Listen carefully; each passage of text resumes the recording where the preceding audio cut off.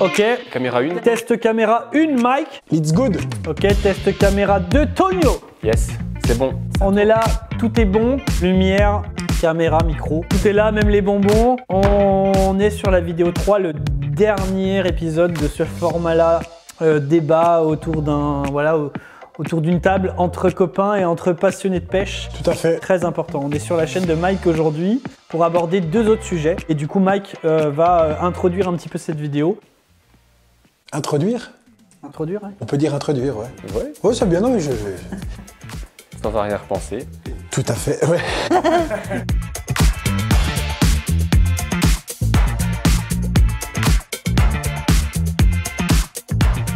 Un sujet important, sujet sensible, c'est par rapport donc à nos rivières qui souffrent éperdument. C'est très compliqué depuis, on le sait, des années que le réchauffement climatique n'est pas que le facteur aggravant des rivières aujourd'hui, qui sont de plus en plus polluées, qui sont de plus en plus asséchées précocement. C'est ça. Donc on va parler de quoi, Mike? On va parler donc, du coup, De pollution. Pollution et sécheresse. on dit pollution et sécheresse. Ok, je la refais. Donc on va parler de quoi, Mike? Pollution et sécheresse. Je pense qu'on va essayer de globaliser un petit peu les deux trucs. On a décidé... hein, Pardon. on a voulu mettre en avant ce sujet-là aussi sur la chaîne de Mike parce que Mike est un acteur principal de la pêche dans le Jura, dans le département du Jura. Et le Jura est un département qui connaît beaucoup de sécheresse et du coup de pollution. On l'a vu dans pas mal de vidéos de la chaîne de Tony, de ma chaîne. C'est pour ça que Mike, je pense qu'il est très bien placé pour en parler aujourd'hui. C'est vrai que c'est quand même compliqué de se rendre compte à quel point, d'année en année, on a l'impression qu'il y a de moins en moins d'eau. Après, il y a des phénomènes météorologiques qui peuvent jouer donc sur, bien sûr, tout ce qui va être au niveau des sécheresses. Ouais. Mais ce qui est assez incroyable, c'est que il y a de l'eau qui va tomber quand même, par exemple, pour remplir les rivières. Ouais. Et ce qui est incroyable, c'est à quel point ça s'assèche.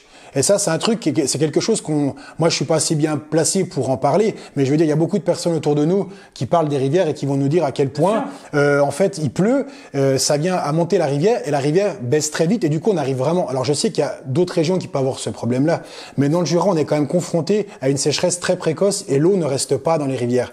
Les nappes boivent énormément et du coup, d'année en année, on a déjà constaté que la rivière d'Ain, par exemple, au niveau de la source, était asséchée très vite. Ça fait à peu près 3-4 ans qu'on la retrouve presque sec en été. Ouais, en été. Et ça, c'est une catastrophe. Parce que c'est des choses qu'on n'avait pas encore il y a 3-4 ans en arrière. Et du coup, automatiquement, on va avoir de la mortalité au niveau des poissons. Et... On a Dylan qui fait partie de la présidence de la PPMA de Bourg-des-Sirois. Et qui a créé un gros événement l'année dernière pour marquer le coup. Et ça, franchement, ça a été incroyable. Malheureusement, moi, j'ai pas pu y aller, mais il avait rassemblé en fait un certain nombre de bénévoles avec une immense banderole qui a traversé toute la rivière d'Ain, surtout au niveau de la source, c'est ça, pour un petit peu sensibiliser le monde touristique qui venait un petit peu pénétrer sur le lit de la rivière, pour se rendre compte à quel point la sécheresse faisait du mal sur les cours d'eau. Et plus le monde touristique. Et du coup, toi, Tony, qui est dans le Doubs, je sais que tu vas être aussi confronté sur ce genre de problème-là. Pourquoi tu rigoles, toi? Ah, j'ai rien fait. C'est vrai que tu as raison, du coup, le Doubs comme le Jura, on est un peu dans le même bateau. Hein. C'est-à-dire qu'on a des rivières, on a des magnifiques rivières, faut le dire, où auparavant on a tiré des pêcheurs du monde entier. Ça, c'est très important de le souligner. C'est ça. Il faut qu'on cite la rivière d'Ain, la Bienne, la Loue, le Dessouble, le Cusansin, enfin voilà, toutes ces rivières assez mythiques. C'était très populaire à l'époque et qui peut-être le sont encore aujourd'hui, mais qui sont confrontés à ces problèmes de pollution. Ouais. Donc comme tu disais, chaque année, c'est la sécheresse, le problème numéro 1, et puis des problèmes multifactoriels. Entre les pollutions diverses, donc que ce soit au niveau des industries. Voilà, je pense qu'on peut aller un petit peu plus loin sur le mot diverses. Ouais, on peut. Enfin, c'est un peu le but aussi de la vidéo. Et encore une fois, vous pouvez réagir par rapport à ça. Ça, c'est très important. Faites-nous part de vos avis, comme ça, nous, on peut en discuter encore après. C'est des sujets qui marquent et qui lancent des vrais débats. J'ai fait quelques petits tests de shorts avec des shorts de pollution et qui lancent des débats, mais qui sont incontrôlables. Et aujourd'hui, j'avais envie qu'on en parle aussi. Et pollutions diverses, on a plein de sortes de pollution et aujourd'hui on peut pas donner des coupables, on peut pas dire c'est à cause de. On sait qu'aujourd'hui il y a une industrialisation qui fait quand même du mal parce qu'on est quand même grand nombre sur Terre, on est obligé de produire et on sait que les rivières en subissent les conséquences. On incrimine personne encore une fois, mais l'eau c'est la vie. D'ailleurs ça a été un peu l'image de fabrique qu'a donné Dylan, c'est ça? Oui, Dylan, ouais. Qui a quand même vraiment fait passer ce message que si un jour il n'y a plus d'eau, même dans nos rivières, La vie s'écroule, donc il n'y a pas qu'une histoire de pêche. C'est tout un écosystème. C'est ça.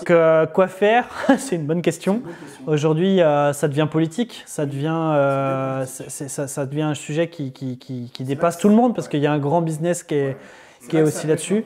Le tourisme, les activités aquatiques, le kayak, tout ça, ça va beaucoup trop loin. Hein. Et nous, on est tout petit à côté de ça et c'est bien qu'on en parle, mais aujourd'hui, on ne peut pas faire grand-chose à part juste en parler sur des plateformes comme YouTube. Comme on le fait là, actuellement. Exactement. Mais comme tu dis, c'est trouver l'équilibre entre effectivement le fait qu'on soit quand même on est la 5e puissance mondiale, et puis trouver un équilibre entre protéger la nature et puis tout en gardant une certaine dynamique au niveau industriel. Mais c'est un peu c'est compliqué. C'est compliqué. Et il faut qu'on travaille là-dessus tous ensemble. Et je pense que les pêcheurs, nous en tant que pêcheurs, on a une force. Ouais. Voilà. On est tout un collectif. On a quelque chose à dire là-dessus. Et il faut qu'on le dise. Voilà. Les bords de la Bienne, habituellement très fréquentés par les pêcheurs, sont déserts. Ici, quasiment plus aucun poisson. Les conséquences sont dramatiques. Cette truite pêchée il y a 3 jours a développé un champignon sur la tête. En cause, la mauvaise qualité de l'eau. Pour vous dire, on est à des bits 10 fois inférieurs à ce qui devrait être à cette période-là. Nous, ce qu'on souhaiterait, c'est qu'il y ait des mesures plus restrictives qui soient prises à l'échelle du bassin versant de la Bienne pour protéger la ressource en eau. Les truites, il n'y en a presque plus. Et souvent, on voit des poissons malades. Donc, à mes yeux, au jour d'aujourd'hui, c'est une catastrophe.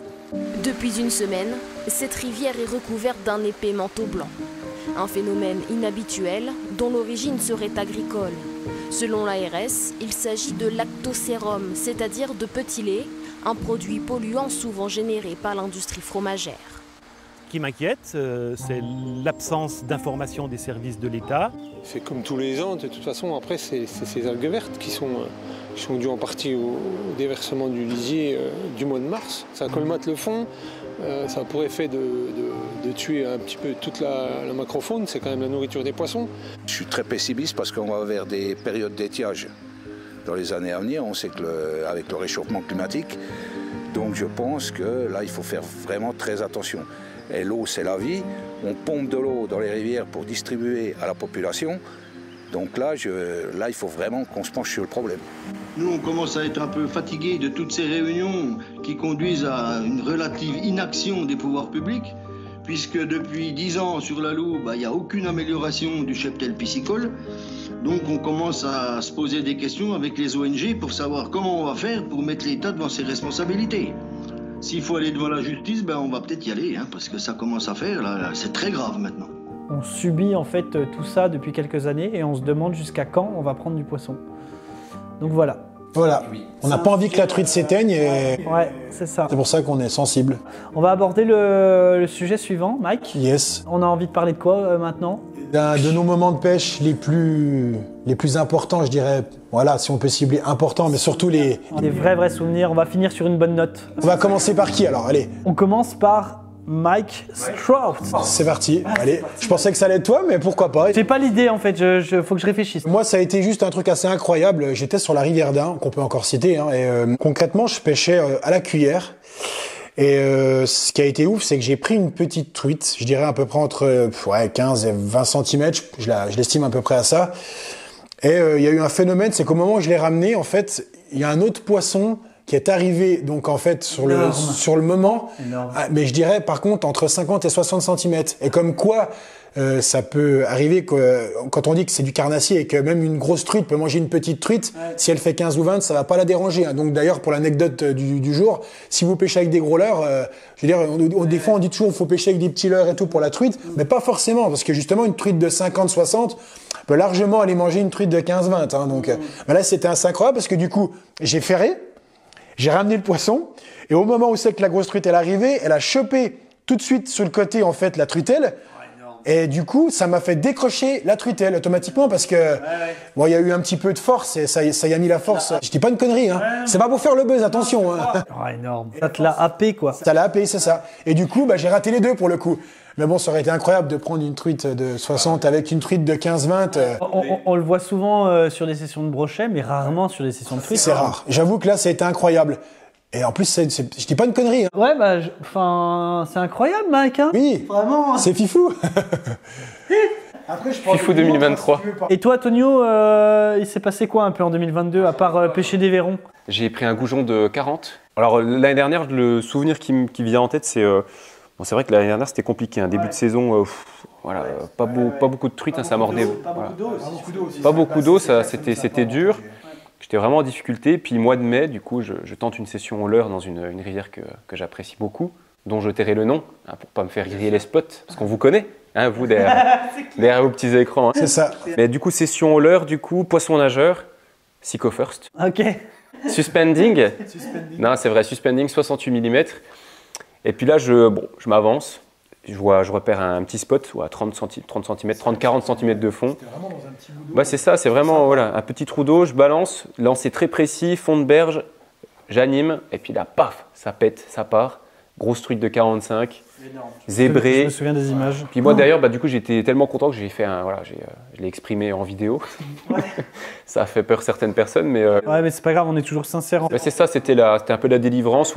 Après voilà, c'était une belle session et puis voilà, j'étais vraiment en difficulté sur ce début d'année, donc c'était une belle récompense. Ça redonne confiance, c'est ça. Du coup, par la suite, j'ai pu faire une belle saison et puis enchaîner des belles truites, hein, au toc, au leurre, voilà. Mais c'était vraiment un moment important en tout cas. Vous pouvez retrouver en vidéo avec ce petit extrait. Bien joué.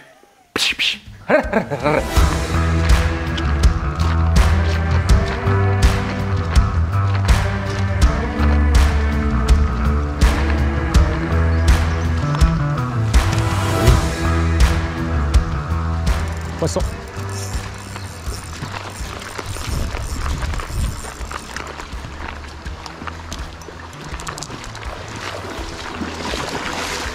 Yes!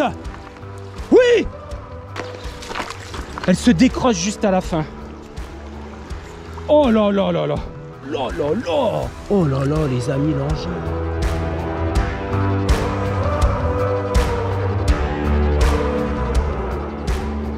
Ouais, pas mal, Tony. Purée, ouais. Place à toi, Mike, de dire. Donc toi, Bast, raconte-nous.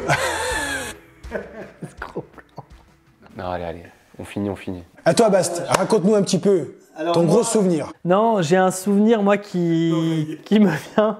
L'oreille rouge. Un souvenir qui me vient, j'étais au centre-ville de Dijon, sur ma rivière Louche. Je pêche sur une veine d'eau, j'étais un petit peu surélevé, je fais la dérive et là je prends une énorme cartouche. Et en fait le poisson dévale, me fait un gros départ, j'avance, je saute à peu près, enfin je saute. J'avais de l'eau jusqu'aux hanches et je me fais un peu tracter. Et en fait le poisson je le vois juste sortir de l'eau au niveau de sa queue, je vois la forme de la queue qui était très grosse. Et le poisson se décroche et j'ai jamais vu ce poisson, c'était mon plus gros souvenir. Là, je lance dans le calme déjà pour pouvoir faire descendre mon verre tranquillement.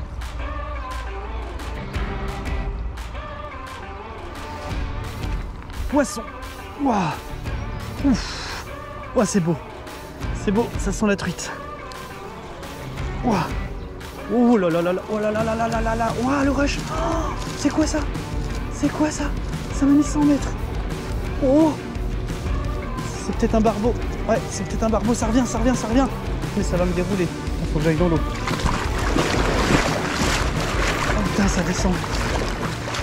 Oh, bah si c'est un barbeau, je suis mal. J'aimerais juste voir ce que c'est, parce que si c'est une truite... Ouais, c'est un barbeau. Ah non, attends. Faut que ça soit... Oh non, des crocs! C'était une truite. Et ce poisson, j'aurais pu éclater mon record, parce que j'ai jamais dépassé 60 cm. Elle était vraiment énorme, mais j'étais pas monté du tout pour. J'étais en 14 centièmes, c'était pas assez fort. Donc en fait, la moralité de tout ça, c'est que l'année prochaine, c'est que cette année, il y a certains postes où je vais y aller avec un bas de ligne peut-être un peu plus costaud et me dire que Ok Bast, il y a du gros poisson à cet endroit-là, il faut pas que j'y aille en 12 centièmes ou en 14. Donc voilà, souvenir incroyable. Et d'ailleurs, n'hésitez pas à nous mettre en commentaire vos souvenirs, comme ça on pourra partager encore une fois de plus tout ça ensemble. Chaque vidéo, voilà. Chaque vidéo, vous avez sûrement, en tout cas je l'espère, interagi. Voilà, en tout cas, on a passé un bon moment. Pareillement, c'était vraiment un réel kiff d'avoir pu partager ça avec vous. Compliqué à filmer tout ça et à monter, je pense. Je suis pas. Voilà, il y a un peu de travail. Oui. On s'est tous déplacés pour se donner rendez-vous. Ça, ouais. Bah, moi aussi, je me suis déplacé. Ouais, c'est ça, ouais. On est chez Tony pour info. Donc voilà, on vous dit à bientôt. Rendez-vous du coup à l'ouverture. Parce que là, on est vendredi. Dans un mois tout pile, c'est l'ouverture. Donc préparez bien votre matériel. Nous, on vous dit à bientôt sur nos chaînes Mike Street. Mike Street ou Mike Trout? C'est la version américaine. Mike Trout. Pêcheur flotters. Pêcheur flotteur, ouais. Bah Bastock, c'est assez français quand même. À bientôt tout le monde. Bisous, bisous. Allez, ciao, ciao. Merci de nous avoir suivis. Merci d'avoir été là à chaque format. Et bonne ouverture à tout le monde. Salut. Ciao. Salut.